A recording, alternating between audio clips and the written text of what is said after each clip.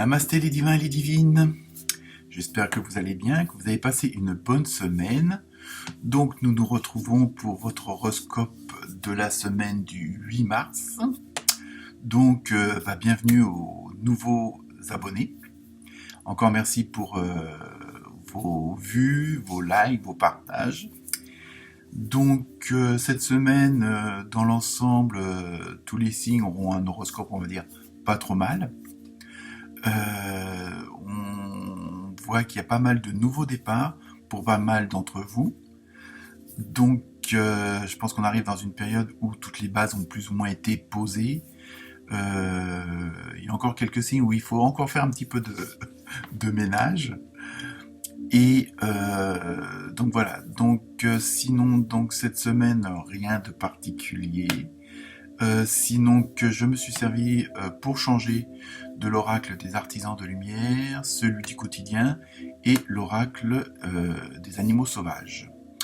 Donc voilà, comme d'habitude, ne prenez que ce qui résonne pour vous, que ce qui vous parle réellement, et pensez aussi à aller voir votre ascendant, qui peut vous faire un complément d'information, ou si le signe principal ne vous parle pas, peut-être que votre ascendant vous parlera mieux, parce que parfois, apparemment, selon l'âge, à partir d'un certain âge, c'est plutôt l'ascendant qui prend le pas sur la vie. Donc, mais ça, c'est des on-dit, donc je m'aventurerai pas là-dessus. Eh bien, écoutez, je vous souhaite une bonne semaine, une bonne écoute, et puis, comme d'habitude, si vous voulez approfondir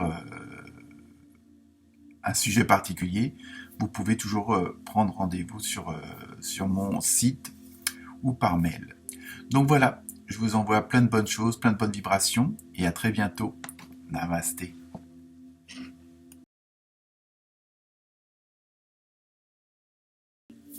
Namasté les poissons et les poissonnes.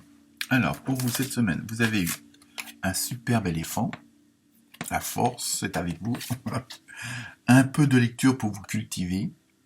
Vous allez voir, vous allez comprendre pourquoi. Déplacements sont à prévoir. Les deux cartes sont en lien. Je vous le dis tout de suite. Non, il n'y a pas de secret cette semaine. Et guérison de maître, pour terminer.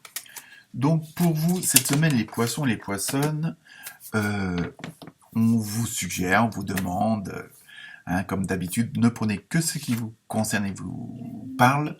Et on vous demande d'apprendre du passé. Et oui, le passé sont des expériences, on en tire des conclusions, on en tire du bien ou du mal, selon, mais bon, à chaque fois je pense que c'est quand même du bien, parce que bon, même si ça fait mal, au bout d'un moment, ça nous permet d'avancer aussi.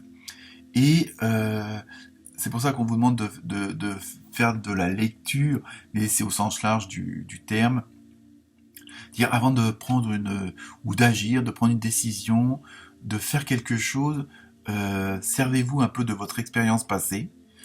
Peut-être qu'une situation va se renouveler, et si elle s'est mal passée, de voir comment vous pouvez éviter justement ce désagrément et aller vers justement quelque chose de plus positif et plus enclin à vos attentes. Donc c'est pour ça qu'on vous suggère de vous informer par les livres, par la presse, par internet, en demandant des conseils à des spécialistes, ou à des amis ou à des collègues dont ils ont les capacités, car eux aussi sont passés par cette même chose-là. Je dis pas forcément un problème, mais par cette même situation, et donc par leur expérience pourront vous donner peut-être des solutions auxquelles vous n'aviez pas pensé, de voir les choses autrement, et aussi d'éviter les pièges, d'éviter les obstacles dus à cette situation.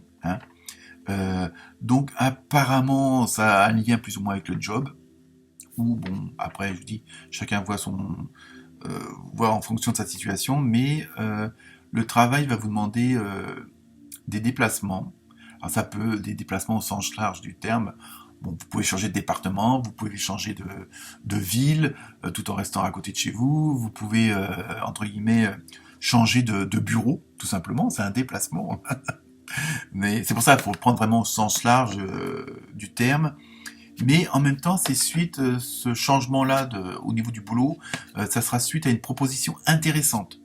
Donc, À vous de l'accepter ou pas. Bon, hein, c'est peut-être pour ça qu'il va falloir aussi, par rapport au début de la vidéo, vous renseigner, voir éventuellement les avantages et les inconvénients, avoir plus de, comment dire, plus d'informations dans le sens, plus vous en savez sur le sujet et plus ça vous permet de donner votre réponse, hein, qu'elle soit positive ou négative. Hein, vous n'êtes pas obligé non plus de tout accepter. Hein, c'est pas parce qu'on vous dit là, on vous suggère que ça sera la bonne solution, je veux dire, ou la proposition intéressante qu'il faut voir avec votre intérieur ce que vous ressentez et si vous en avez vraiment envie. Hein, mais parfois, faut surtout pas écouter la tête, faut écouter le cœur. Parce qu'en même temps, ce changement, cette nouvelle proposition, justement, c'est pour ça que je dis il faut écouter votre cœur, parce que ça va automatiquement faire ressurgir, on va dire, ou mettre en avant vos émotions, mais les plus, entre guillemets, intimes, et vos ressentis. Donc voilà, c'est un petit peu ça que cette semaine, un petit peu je dirais pas le dilemme, mais justement, on vous demande de voir avec ce qui s'est déjà passé avant, justement parce que ça va travailler avec les émotions. Est-ce que ça va vous rappeler certains souvenirs, des expériences du passé, bonnes ou mauvaises. Donc voilà, ça va être un petit peu... cette proposition intéressante va faire jaillir certaines choses, mais pas forcément les mauvaises. Hein. Donc il va y avoir une situation qui va se rejouer. Donc profitez justement de votre expérience, de vos connaissances, de celles des autres aussi, pour pouvoir mieux agir et d'accepter ou pas ce qui va se passer. Voilà pour vous les poissons, les poissonnes. Bonne semaine, namasté.